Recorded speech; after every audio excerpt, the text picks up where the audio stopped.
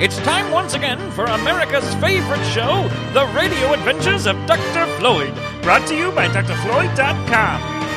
This week we begin our show on the bridge of Dr. Floyd's time and spaceship, where Dr. Grant is currently on the phone. All right, but it's just for the week, right? Okay, I'll send you the coordinates to transport him up. Okay, bye. Who was that, Dr. Grant? My aunt. Her and my uncle are going on vacation for a week, and they need me to watch my 9-year-old cousin Oliver. What? No way, Dr. Grant. We already have our hands full with Mr. Beardy Chins. I'm sorry, Dr. Floyd. There's no way around it. I already sent her the coordinates. He's transporting up right now. Dagnabbit, Dr. Grant, you should always clear these things with me first. I'm sorry. I just hope he doesn't keep us from rehearsing for the big Saddle River talent competition. He won't get in the way. He's a good kid. As our heroes prepare to receive a new passenger, let's check in with that vile villain, Dr. Steve, who is also busy with preparations of his own. What better way to humiliate Dr. Floyd than to beat the pants off him at the Saddle River talent competition? What do you mean it's a bad idea? Don't be silly. When I do my soft shoe tap dance on these homemade stilts, the judge will have no choice but to name me Saddle River's most talented resident.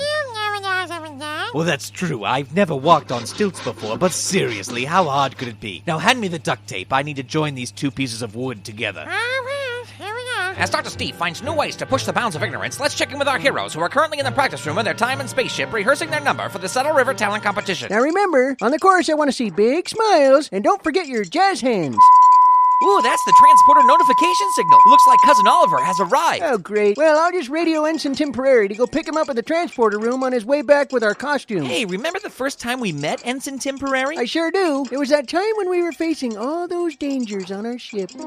We need to find some way to check out the galley. You're right, Dr. Floyd. I know. Why don't we use the ship's red-shirted expendable crewmen? Red-shirted expendable crewmen? Well, every ship in every science fiction series comes standard with at least one red-shirted expendable crewman for these very situations. That way, we can have the drama of a crew member loss on the show and yet not let it affect the main cast. I had no idea. Ensign Prairie, please report to the bridge. Ensign Tim Prairie, please report to the bridge immediately. Ensign Tim Prairie, that's an unfortunate name. Fitting, but unfortunate. Ensign Prairie, reporting for duty, sir. Ensign, are you prepared to go into a dangerous situation? Sir, yes, sir. It's a situation you may not return from. Sir, that is what I have been trained for, sir. This guy's good. You'll check out the galley. Sir, yes, sir. At ease, soldier. It's a shame we'll lose him someday.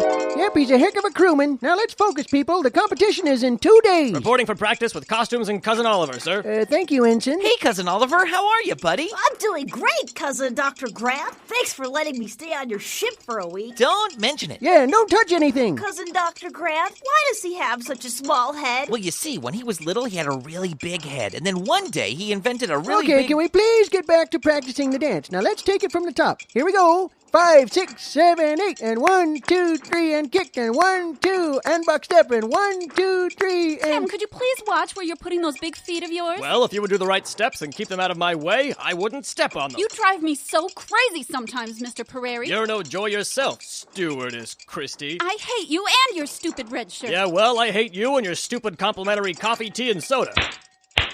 I love you, Christy. I love you too, Tim. Oh, brother. As relationships heat up on Dr. Floyd's ship, it is time for a very special segment with Dr. Steve and Fidget. Fidget, can you bring me those paint cans from the hobby cabinet? As soon as I'm done sanding this last stilt, I want to put the first layer of paint on.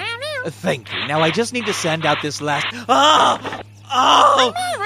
Fidget, we need to make a time and space jump back home. I need a doctor. As Dr. Steve and Fidget make a time and space jump to see a doctor, let's return to the ship of Dr. Floyd, where we join the first ever wedding in the time and space Do stream. you, Ensign Tim Prairie, take Flight Attendant Christie to be your lawfully wedded wife? I do, sir. And do you, Flight Attendant Christie, take Ensign Tim Prairie to be your lawfully wedded husband? I do. Then by the power vested in me as captain of this time and spaceship, I now pronounce you husband and wife. You may kiss the bride.